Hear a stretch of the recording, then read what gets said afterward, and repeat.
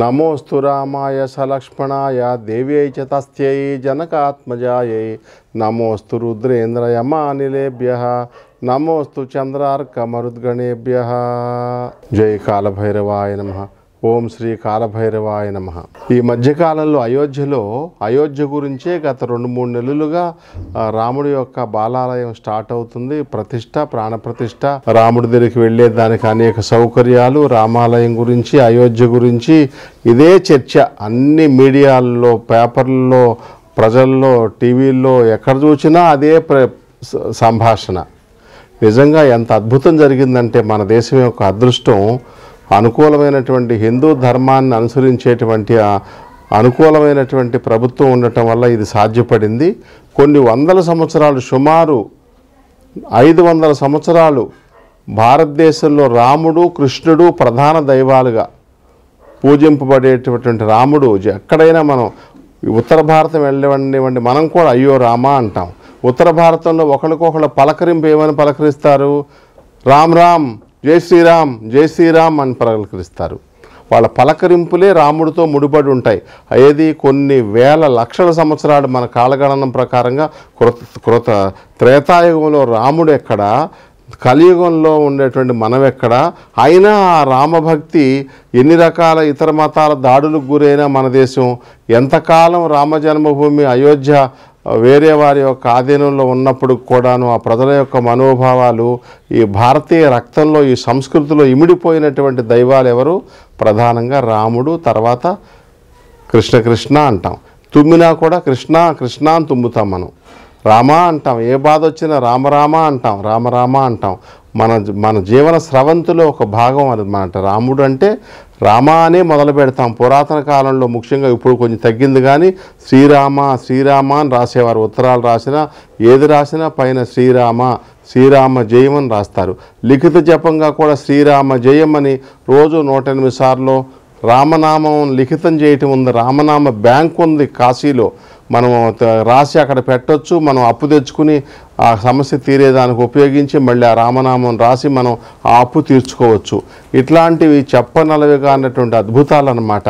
ఆ రామనామాన్ని పలికటం వల్ల జరిగేటువంటి మేలు గురించి శాస్త్రాలు వర్ణించడానికి కుదరదనంతటి గొప్ప మహత్యం ఉందని చెబుతారు ఆ నామంలో. మంత్రోపదేశం చేసేటువంటి గురువులు కూడా రామనామాన్ని ఉపదేశిస్తారు. ఓం రామ్ రామాయ నమః, ఓం శ్రీం రామ్ రామాయ నమః అని చెబుతారు. ఓం రామ్ హ్రీం రౌం రౌం రహ రామ్ రామాయ నమః అని చెబుతారు. ఆ రాముడంటే చెప్పలేనటువంటి భక్తి భారతీయ హృదయంలో రామ రామ అనేటువంటి ఒక మధురమైనటువంటి భావన, మధురమైనటువంటి పదం అన్నమాట. దానికి చాలా కాలంగా ఎక్కడైతే రాముడు జన్మించాడని మన చరిత్ర చెబుతుందో, మన పురాణాలు చెబుతున్నాయో, అది పరుల యొక్క హస్తగతంలో ఉన్నటువంటి ఆ ప్రదేశాన్ని విముక్తం చేసి, న్యాయబద్ధంగా విముక్తం చేసి చక్కగా అక్కడ బాలరాముని ఎందుకు మనం బాలరాముని ప్రతిష్ఠించవలసి వచ్చింది?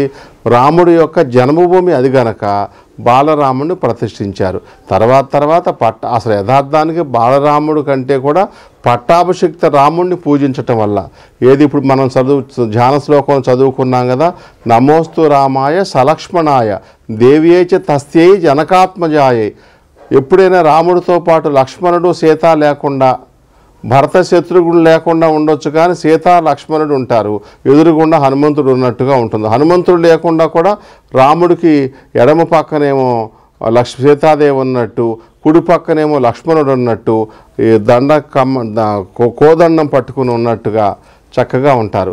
అది పట్టాభిషేక రాముడైతేనేమో కూర్చుని రాముడు సీతమ్మ వారి ఎడమ పక్కన, లక్ష్మణుడు ఒకళ్ళు ఛత్రము, చామరము, వింజామరలు వీచినట్టుగా, ఈ హనుమంతుడు ఎదురుగుండా ఉన్నట్టుగా ఈ విభీషణాదులు, అనేక మంది, సుగ్రీవుడు, ఈ బ్రహ్మదేవుడు, మహేశ్వరుడు, గణపతి, వీళ్ళందరూ కూడా పరివేష్టించి ఉన్నట్టుగా ఉన్నటువంటి శ్లోకాన్ని మనం ఇందాక చెప్పుకున్నాం. దాన్ని పట్టాభిషిక్త రాముడు అంటారు. ఆ పటాన్ని ఇంట్లో పెట్టుకున్నా, ఆ పటాన్ని పూజించుకున్నా కూడా మనందరికీ జయం కలుగుతుంది. ఎందుకని ఆయన అనేక కష్టాలు పుట్టినప్పటి నుంచి ఆయనకు ఉండేటువంటి ఇబ్బందులన్నీ, అందుకే రామాయణం స్టార్ట్ చేసిన తర్వాత పారాయణగా స్టార్ట్ చేసిన, కథగా చెప్పుకున్న, కళ్యాణ ఘట్టము, పట్టాభిషేక ఘట్టము చెప్పుకోకుండా ముగిస్తే మనకు కూడా ఇబ్బందులు వస్తాయి. ఎందుకు? మన మనసంతా అనుభూతిలో ఉంటుంది. అయ్యో రాముడు చిన్నప్పుడే గురువు పట్టుకెళ్ళాడు, లేక పుట్టాడు. గురువు పట్టుకెళ్తే ఆ ధనస్సు విరిచితే సీతమ్మ వారు వచ్చారు. వచ్చినప్పుడు పచ్చని పారాణి ఆరకుండానే అడవులకు వెళ్ళిపోయారు. అడవుల్లో సీతా వియోగం కలిగింది. రావణుడిని చంపేసి సీతను తీసుకొచ్చి మళ్ళీ చక్కగా పట్టాభిషిక్తుడు అయ్యాడు అని ముగించాలనబడేటువంటిది ఒకటి ఉంది. ఎందుకని మన హిందూ ధార్మిక జీవనంలో శుభాలను తలచాలి, శుభాలను మాట్లాడుకోవాలి, నెగిటివ్స్ మాట్లాడుకోకూడదు. నెగిటివ్స్తో ముగించినప్పుడు మన సబ్కాన్షియస్ మైండ్కి అది అంది అదే పనిచేస్తూ ఉంటుందన్నమాట. అందుచేత చక్కనగా మన వాళ్ళందరూ కూడా ఒక సైంటిఫిక్గా, ఋషులు అంటే సైన్సిస్టులనే, ఇప్పుడు సైన్సిస్టులు ఎట్లానో అప్పటి ఋషులు మన సైన్సిస్టులు అనమాట. ఆ విధంగా మన మానసిక విజ్ఞానాన్ని కూడా మనోవిజ్ఞాన శాస్త్రంగా కూడా మనం చెప్పుకోవచ్చు. రామాయణ పారాయణ క్రమాన్ని అనుసరించిన ఇట్లాంటి బోధనలు మనం విన్నప్పుడు కూడాను. అంచేత ప్రస్తుతాంశంలో అయోధ్యలో బాలాలయం నిర్మించటం, పట్టాభిషిక్త రాముడిని నిర్మించకుండా బాలాలయం నిర్మించటం, బాలరాముడు ప్రతిష్ఠ అవసరమా అంటే అయోధ్యలో పుట్టింది రాముడు, రామ జన్మభూమి. రేపు రాబోయేది కృష్ణ జన్మభూమి, మధుర బృందావనంలో కృష్ణుడు జన్మించాడు కాబట్టి, కృష్ణుడు అయోధ్యలో జన్మించాడు కాబట్టి బాలుడుగా అక్కడ ముందు స్థాపన జరిగింది. రాను రాను చక్కగా పట్టాభిషిక్త రాముడు అన్ని రకాలుగాను జరుగుతాయి. బాలరామాలయం నిర్మించడం అంటే బాలుడుగా ఆయన అక్కడ జన్మించాడు కనుక, అయోధ్య ఆయన జన్మస్థానం కనుక ఆ బాలరాముడిని ప్రతిష్ఠ చేశారు. ప్రాణప్రతిష్ఠ చేయటం అంటే మామూలు మాట కాదండి. ఎక్కడో అంతరిక్షాల్లో వైకుంఠవాసంలో ఉన్నటువంటి ఆ మహావిష్ణువు ఈ అవతారం తర్వాత, రామావతారం తర్వాత కృష్ణావతారం వచ్చింది, ఇంకా ఎన్నో అవతారాలు వచ్చాయని చెబుతారు. కాబట్టి దశావతారాల్లో రామావతారం సూర్యాంశ నుంచి విష్ణాంశ నుంచి వచ్చింది.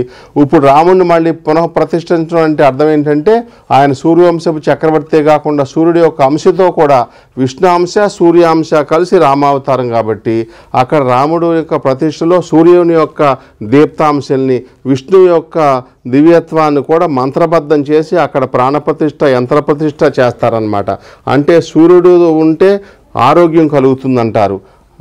మహావిష్ణువు ఉంటే స్థితికారకుడు, లోకానికి ఉకార మాతృకా స్వరూపుడు, స్థితికారకుడు కాబట్టి అక్కడ దర్శనం చేసుకున్న రాముడు పటాన్ని పెట్టుకు పూజించుకున్న ఆ విగ్రహాన్ని దర్శించుకున్నా కూడా మనకు ఆరోగ్యము, స్థితికారకుడు లక్ష్మీపతి కాబట్టి మహావిష్ణువు ఐశ్వర్యము, ఆరోగ్యం ఐశ్వర్యం రెండు ఉంటే ఇంకా మానవుడికి లేనిది ఏంటండి? అంచేత అదంతా సబబే, శాస్త్రంగానే చేస్తున్నారు.